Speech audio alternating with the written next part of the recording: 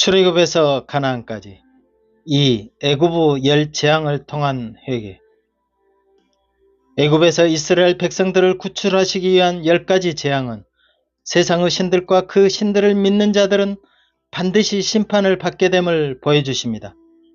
모세의 지팡이가 뱀이 되는 기적은 애굽에서의 뱀은 그들의 신이기 때문이며 이는 뱀신을 징벌하시겠다는 상징입니다. 뱀은 인간을 타락하게 한 첫 배신자였지요.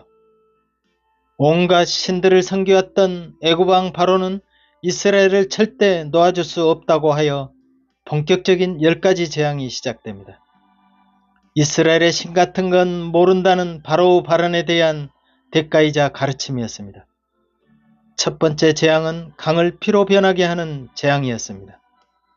나일강은 생명과도 같은 귀한 강인데 피로 변하게 하여 고기와 같은 생물들은 죽고 농사일에 물을 사용할 수도 없게 됩니다.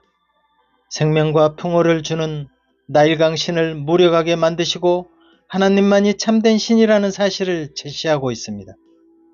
이 재앙은 무려 일주일 동안 진행되었는데 애굽 사람들이 그토록 자랑하던 나일강은 죽음과 고통의 장소로 바뀌었습니다. 그들은 나일강의 수호신으로 크논과 하피를 섬겼기 때문입니다.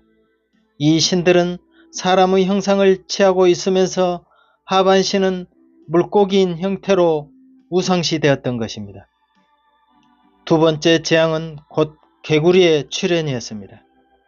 나일강에 살고 있던 개구리는 라나 모사이카라는 학명을 가진 개구리입니다. 애굽인들은 나일강이 범람했다 감해지는 때에 보이는 이 개구리가 애굽 땅을 기름지게 한다고 여겨서 신성시했습니다. 인간의 몸에 개구리의 머리를 가진 여신 헤케트는 풍요와 다산의 신이며 나일강에 장맛비를 가져다주는 신으로 섬기고 있었습니다. 그러나 모세의 기적을 통해 그들의 우상인 개구리들이 무수히 올라와서 애굽 왕궁과 침실, 신하의 집과 백성에게 들끓게 하여 그들을 못살게 굴었습니다. 이는 애굽 땅 전체를 황폐케 하는 총체적 오염이었습니다. 세 번째 재앙은 이 재앙이었는데 모세가 땅의 티끌을 지팡이로 치자 온 땅이 이로 득실거렸습니다. 애굽 주술사들은 이 재앙은 하나님의 권능이라고 고백하며 바로를 통해 이스라엘 백성들을 놓아줄 것을 설득합니다. 이 재앙은 땅으로부터 시작된 재앙으로 애굽의 대지의 신 게부를 징벌하심입니다. 애굽인들은 밭을 갈 때마다 대지의 신 게부에게 감사를 드렸는데 이들에게 흙은 생명과 풍요를 의미한다고 믿고 있었습니다. 그러나 여호와 하나님은 애굽 사람들이 생명으로 여기는 흙을 통해 애굽인들에게 괴로움과 죽음을 내립니다. 또한 애굽의 땅을 황폐하시고 동시에 땅의 신 게부를 통해 애굽을 오히려 괴롭게 하심으로 여호와 하나님 자신이 누구이신지를 모두에게 알게 하셨습니다. 네 번째는 파리 재앙이었습니다.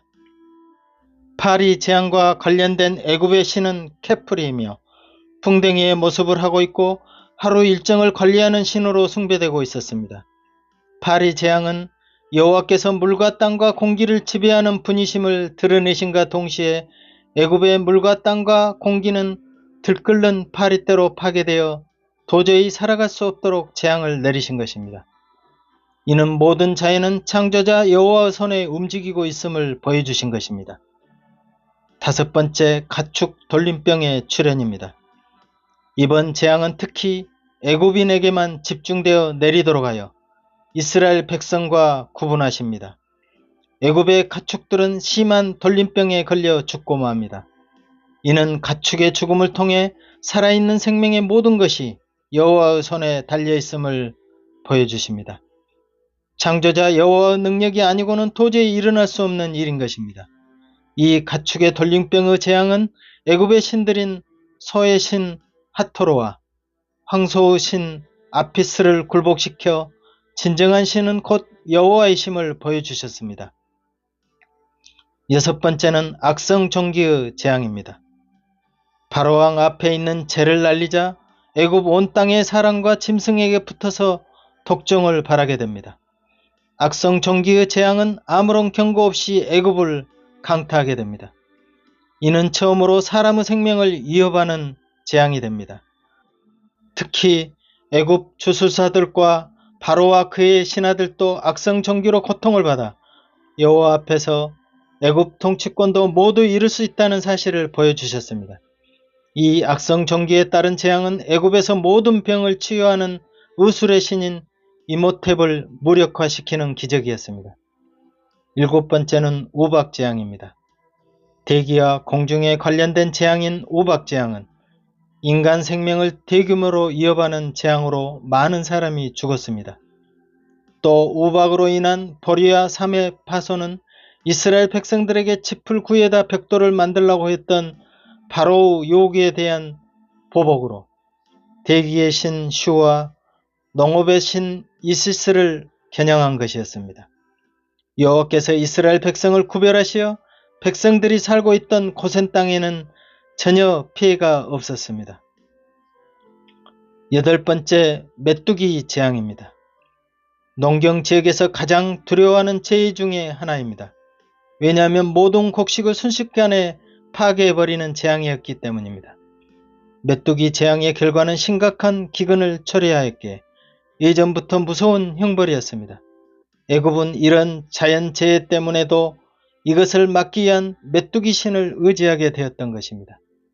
그러나 피조물을 다스리는 여호와는 메뚜기로부터 땅의 소산을 지켜준다는 믿음이 얼마나 어리석은가를 보여주셨습니다. 애굽의 신들이 오히려 재앙이 되는 실제를 보면서 이스라엘을 구원하시는 여호와가 어떤 분이시라는 것을 깨닫게 하신 것입니다. 그러나 바로는 이런 많은 재앙에도 결코 이스라엘을 애굽에서 벗어나지 못하게 속박의 끈을 놓지 않습니다. 아홉 번째, 흑암의 출현입니다. 사흘 동안 깜깜한 흑암이 이어지는 동안 아무것도 할 수 없게 만들어버렸습니다. 이 흑암의 재앙은 세상에서 가장 해가 잘 뜨는 나라라고 자부해오던 애굽의 태양신 위에 내린 것입니다. 태양의 집을 의미하는 헬리오폴리스라는 도시는 태양 숭배의 중심지였습니다. 그러므로 흑암 재앙은 애굽인들의 최고의 신인 태양신 아몬나를 그들로부터 빼앗고 여호와만이 신중의 신임을 증명하는 재앙이었습니다. 그래도 항복하지 않던 애굽왕 바로에게는 열 번째 재앙이 내려졌습니다.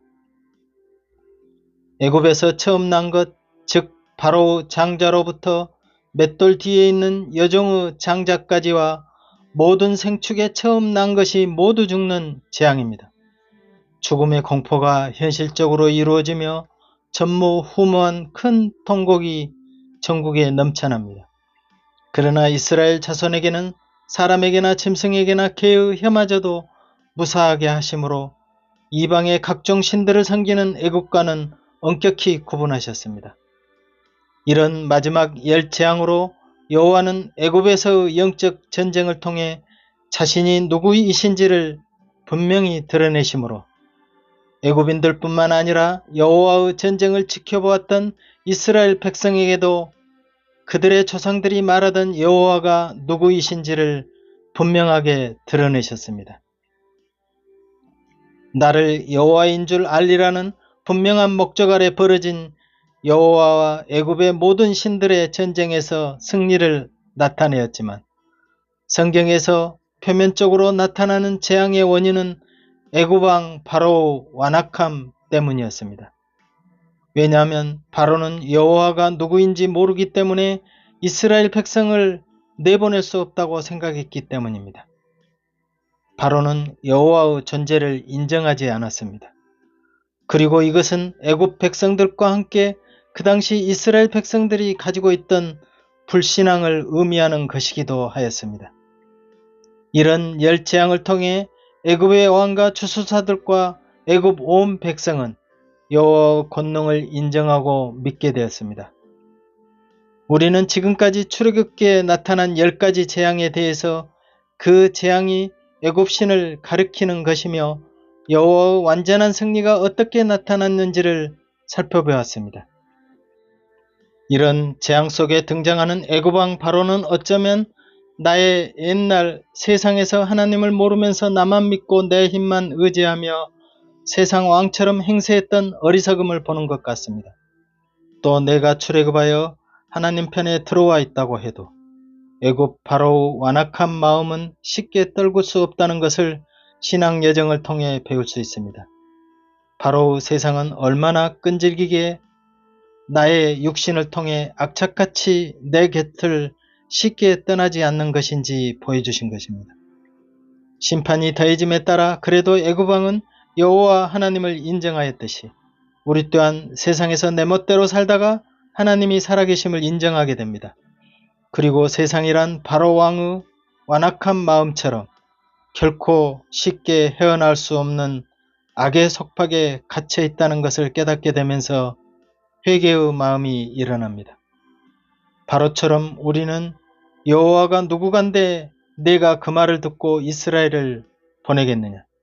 나는 여호와를 잘 알지 못하니 이스라엘도 보내지 아니하리라 라는 말처럼 우리 역시 세상에서는 하나님을 알지 못하고 패역을 일삼았습니다. 하나님과 전혀 상관없이 세상의 돈과 피조물에 마음이 팔려 내 멋대로 살았다고 보입니다. 그래서 악한 세력의 종살이에서 벗어날 수 없는 존재였습니다. 그러므로 이런 재앙의 험난한 꼴을 꼭 겪고 나서야 마지못해 돌이키겠다는 어리석음을 버리고 나의 죄악을 인정하며 하나님 앞으로 나아가야 합니다. 애굽에 여러 신이 있었듯이 우리는 세상의 신을 섬기며 하나님의 재앙을 통해 나를 구원하시려는 계획도 전혀 모르고 살았습니다. 지금도 현재 우리가 사는 세상이란 온갖 잡신과 돈의 유혹과 삶의 전쟁 같은 살벌한 현실 세계가 펼쳐지고 있습니다. 이 세상에서 우리는 하나님이 진정 어떤 분인지 알아야 합니다.